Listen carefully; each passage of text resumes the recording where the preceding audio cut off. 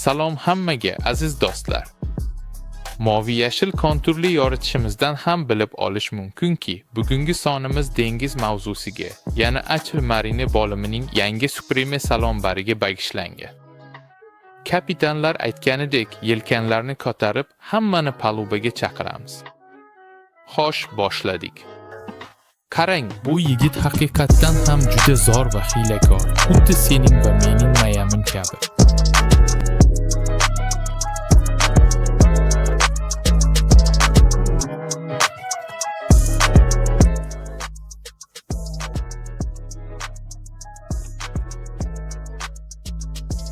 Xo'sh, janoblar, bizda qutimiz mana shunday ko'rinishda.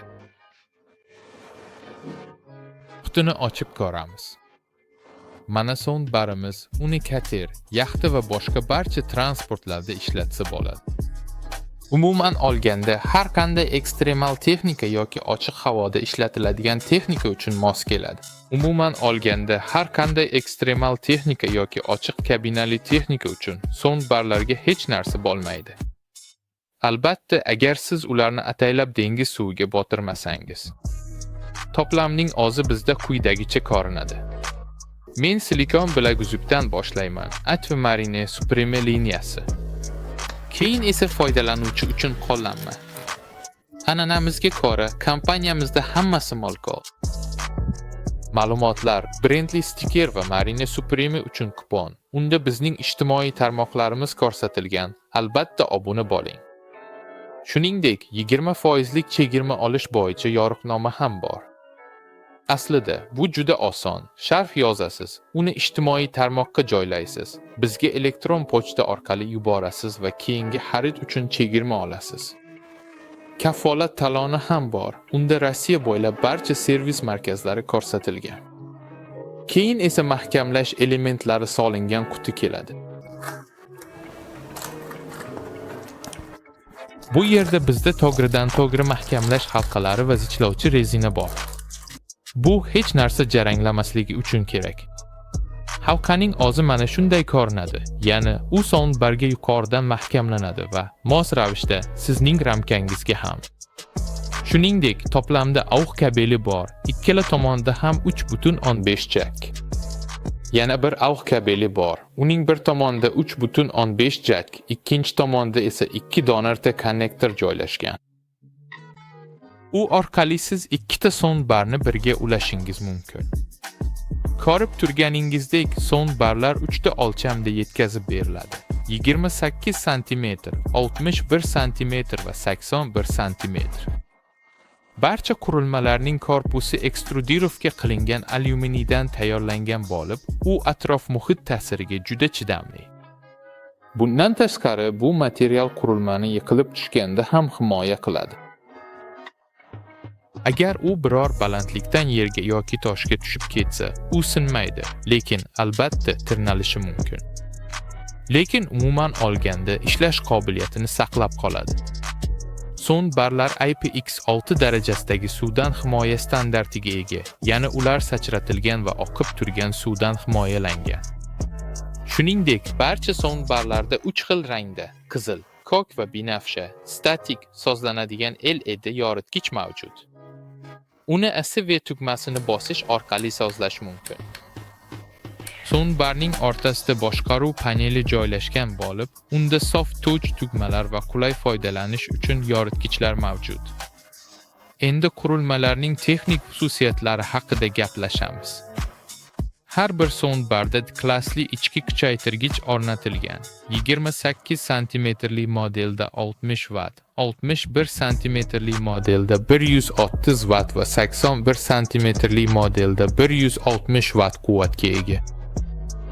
Albatta, modellarning farqi ichki dinamiklar sonida ham namoyon bo'ladi.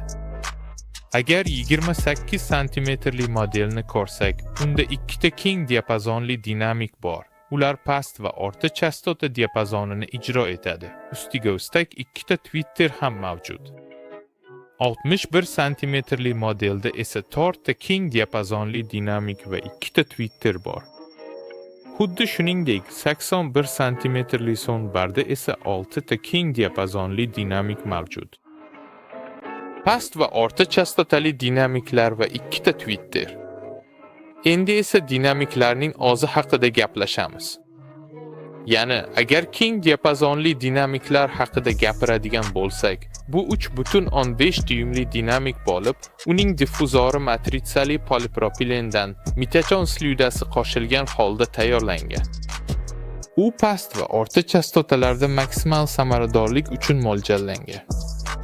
Yuqori chastota diapazonini esa neodimli Twitterlar uzatadi, ularning diffuzori. Polifiramiddan yasalgan, ularda ajoyib sezgirlik va zo'r detallashtirish mavjud. Qurilma 12 dan 14,5 voltgacha bo'lgan tarmoq kuchlanishida ishlaydi. Audio signalni to'g'ridan to'g'ri qabul qiladi. Bluetooth 5.3 versiyasi orqali ulanadi va 10 metrgacha masofada ishlaydi. Bundan tashqari 3.5 mmlik AUX razemi ham bor. Va albatta tort ustidagi gilos, burta chiqishlarning mavjudligi. Ular yordamida siz quyidagilarni ulashingiz mumkin.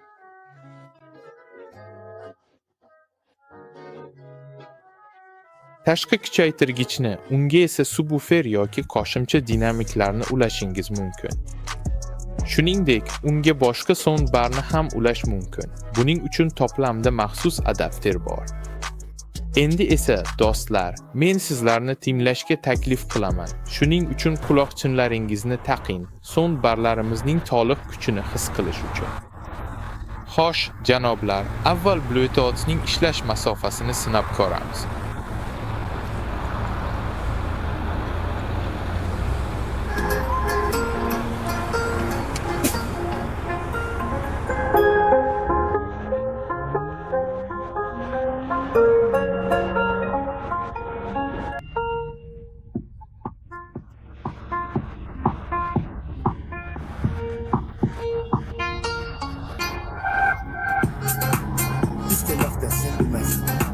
Kaç yaşında yolda artık var. Lekin u 5 metr. Uban malikani yo'qotdi. Mashina ko'kka ko'tarar. U kelmoqda. Yedikingiz xavfsiz. Muammoga chigan bor. 15 bor. Ha, mana 15. Ha, mana 15 metr. Hammasi shu.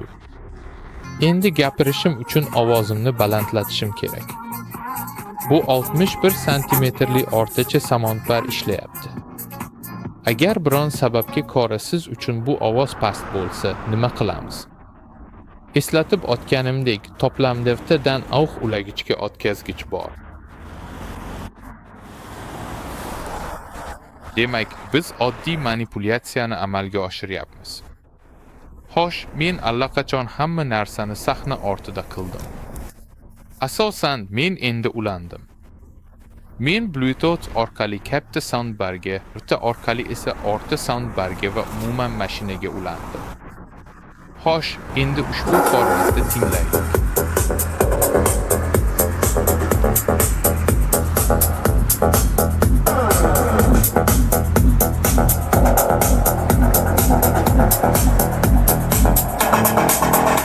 O'zingiz uchun mutlaqo notanish va begona bo'lgan chet el tillarida turli xil murakkab qo'shiqlarni maromiga yetkazib kuylash hamda mahorat bilan ijro etish har bir insonning qalbiga o'zgacha bir olam zavq bag'ishlaydi.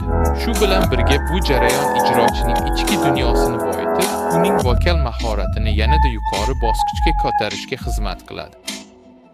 Ma'lum bo'lishicha, Break Times butun 5 bu tiniq ovozlarning barchasini Break Times butun 5 shunchaki bitta soundbarning o'zi mahorat bilan ijro etayotgan ekan.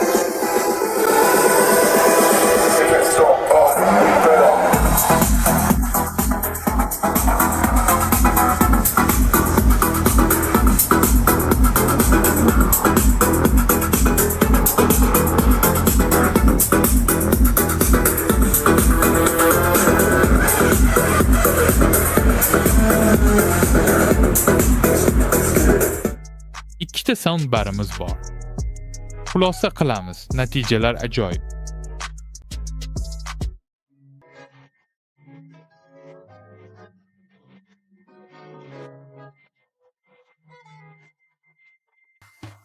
Qo'llanilish doirasi shunchaki cheksizdir. Qayiq, yaxta, ativ va bagilar kabi maqsadlarni aytmasa ham bo'ladi.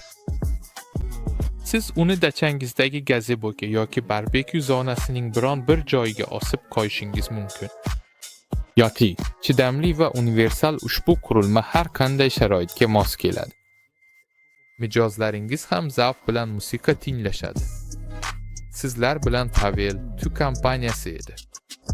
Albatta ushbu videoga like bosing, izoh qoldiring va barcha ijtimoiy tarmoqlarimizga obuna bo'ling. So'ng barlar havolasi albatta tavsifda bo'ladi. Tomosha qilganingiz uchun hammaga katta rahmat. Xayr.